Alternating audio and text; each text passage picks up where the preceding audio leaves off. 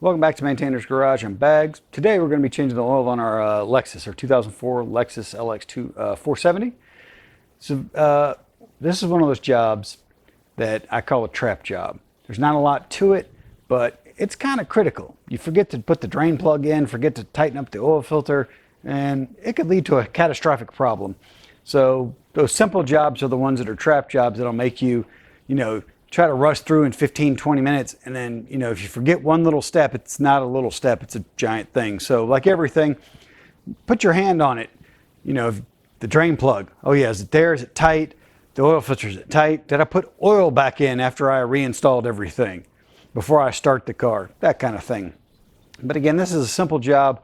On the LX 470, if you still have the stock suspension, you can put it in high. You don't even have to put the freaking car on jack stands.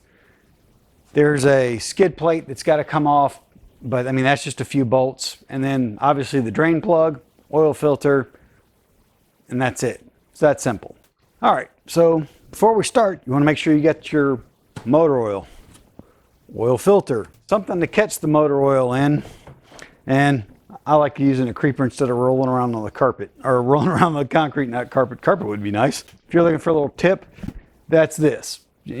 When you buy a few of these, don't throw them in the trash, save them. That way, as you drain your oil, you can dump this into this. It's easier to carry around, take to the recycling center, dump off, and you can bring your container back.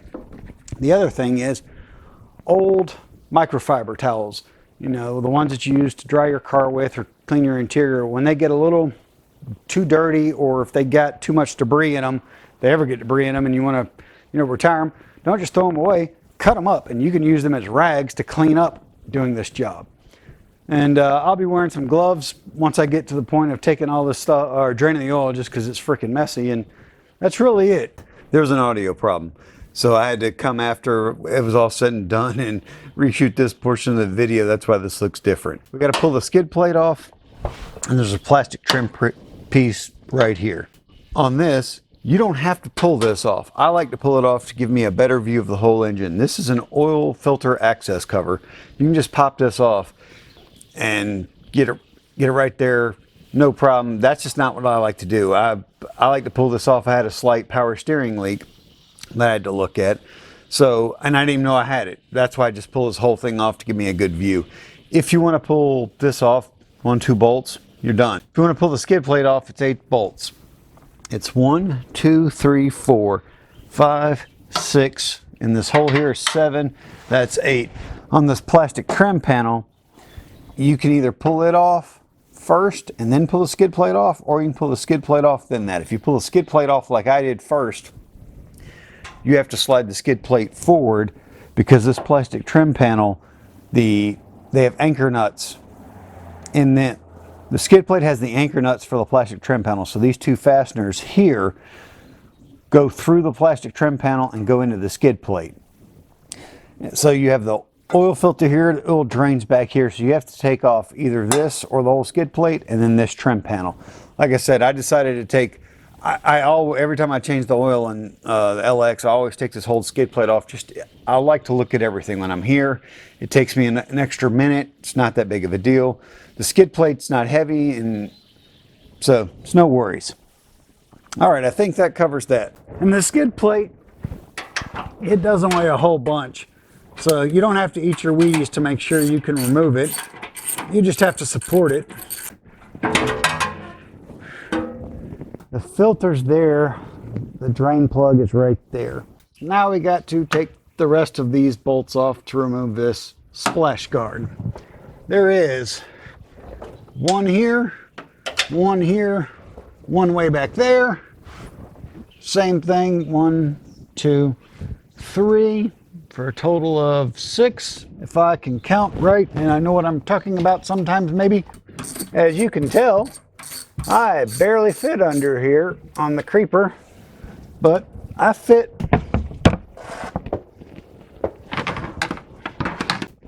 I'll move the camera around. The drain plug's right on the other side of this crossbar. All right, I'm gonna start by taking the drain plug off. It is a 14 millimeter fastener. You just gotta break it loose, and then you can remove it by hand. Just watch out if your vehicle has been driven recently and it's warm. The oil will be warm. And if you drop your drain plug, make sure it does not block the hole for your oil drain container, because then this thing will overflow, and yeah, that'll be no bueno. And as the last little bit drains out, grab your drain plug, clean it up with the blue rag or towel. I like the blue rags because they're lint free. Just make sure it's nice and clean before you shove her back in. And then after you install the drain plug back, you can take one of those microfiber towels you cut up and wipe all this down. Makes leak checking much easier. All right, install our drain plug back. We got it all clean. Wipe all this little area down real quick. And I don't know what the torque on this drain plug is. I'll find out and insert it on the screen. I know I just, I go snug. I know I don't go super tight. I don't try to go snug and then an extra half a turn. I go snug and stop. If it's seeping out, if the oil seeps out a little bit, I'll give it a breath of a turn and double check. But typically, snug takes care of that. Torque. Now I wipe all this down. That way, if something's leaking later, it'll be easy to spot.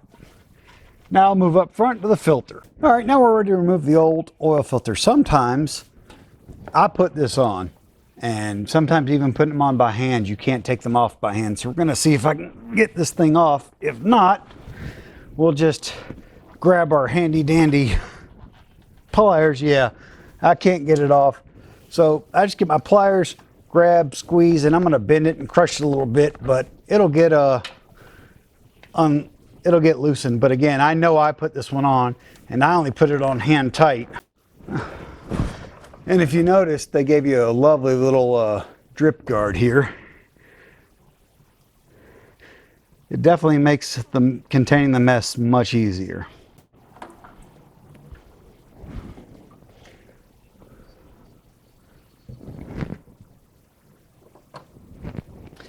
I'm gonna get another blue rag and just wipe all that down, clean all that up after it drains all the way out. A little motor oil on the tools never hurt, just wipe them down. That'll be fine. Extra lubrication, it's a good thing. Preservative, grease, etc. All right, we're basically done. We'll take our little blue rag again, wipe all this down, clean it all up. It's gonna drip a little bit here and there, but nothing major. That way you can check out your mating surface and make sure it's good. After you get your new filter, dip your finger in the new oil, rub a little bit around here, put some on the threads, and just install by hand. After I get it most of the way installed with the gloves, I take the glove off and tighten by hand without the glove to give me a little better friction to make sure I have it snug. And you're not trying to gorilla torque this either. I know it looked like it took a lot of torque to get it off, but I didn't tighten this down like I was trying to kill it. Just get it snug by hand and you're done. That rubber gasket works really well. Then wipe all this down. Try to get as much excess oil off of here as you possibly can. Again, that way after you add oil, you can see if it's leaking or not. And when you start the car, you can see if it's leaking or not. That looks pretty darn clean. So let's add some oil. Okay, we've removed the drain plug, drained all the oil, reinstalled the drain plug, tightened it down, cleaned it up. It's snug. Moved the oil filter, got all that off, cleaned that up, reinstalled a new oil filter, tightened that down. It's snug. Now we're ready to add oil. We'll remove the oil cap, use one of our handy dandy little funnels, and add oil. And the owner's manual calls for 6 quarts. What I like to do is add in 3 quarts and then stop and look for oil leaks, see if any oil is just draining out statically. If I don't see any after 3 quarts, I add the other 3, put the cap back on, start the car, check for leaks, stop the car, let it sit for about 15 minutes, check the engine oil level, and normally I'm just a smidge below the full line at 6 quarts. So that's what we'll do here. 6 quarts added. We will put our cap back on and no leaks that we've seen. Now it's time to start the car. We've been running for about a minute, no leaks, so we're gonna shut it off, button up the bottom.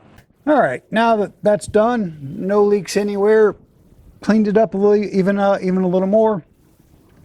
And since I took the skid plate off last, the plastic splash cover off last, we'll put it on first.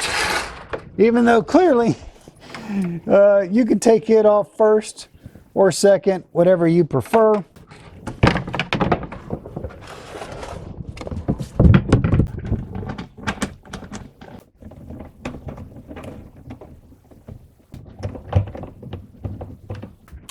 This is one of those panels where you want to make sure you get all the bolts started before you start tightening them down, just because there's a little bit of wiggle room in it. One thing I will add, if you're a little larger man than myself, you might find it easier just to come from the side, from over here or over here under the vehicle, and not under the center of the vehicle like me, because I barely fit. All right, now it's time to put the rock guard up front. If you do it the way I did it, which is completely fine, there's nothing wrong with it.